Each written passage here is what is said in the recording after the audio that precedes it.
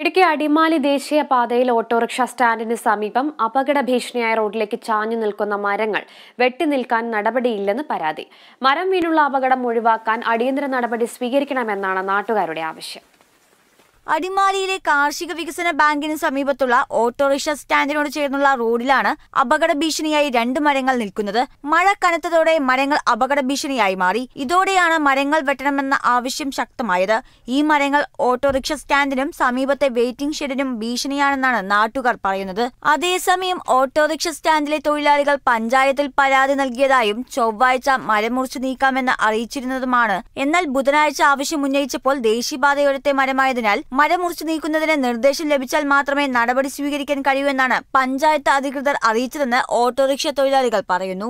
ഉദ്യോഗസ്ഥർ തന്നെ അനാസ്ഥ കാണിക്കുന്നതാണ്. കാരണം ഇത്രയും വെയിറ്റ് ഷെഡ് ഇവിടെ ഉണ്ട്, ഇത്രയും ആൾക്കാർ ഈ വഴിയെ പോകുന്നതാണ്. ഇത്രയും മരം ചാഞ്ഞു നിൽക്കുന്ന ഒരു മരം അപകടാവസ്ഥ ആയതുകൊണ്ടാണ് ഞങ്ങൾ പറഞ്ഞത് വെട്ടിത്തരം.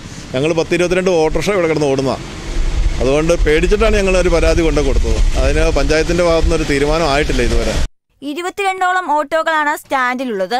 അതുകൂടാതെ ആയിരക്കണക്കിന് വാഹനങ്ങളും യാത്രികരുമാണ് ഇടവേളകളില്ലാതെ ഇതിലൂടെ കടന്നു പോകുന്നത്. മരച്ചില്ല ഒടിഞ്ഞു വീണുണ്ടാകുന്ന അപകടത്തിനും സാധ്യതയേറെയാണ്. ഉടൻ വിഷയത്തിൽ പഞ്ചായത്ത് നടപടി സ്വീകരിക്കണമെന്നാണ് ആവശ്യം. Kerala vision news, Idukki.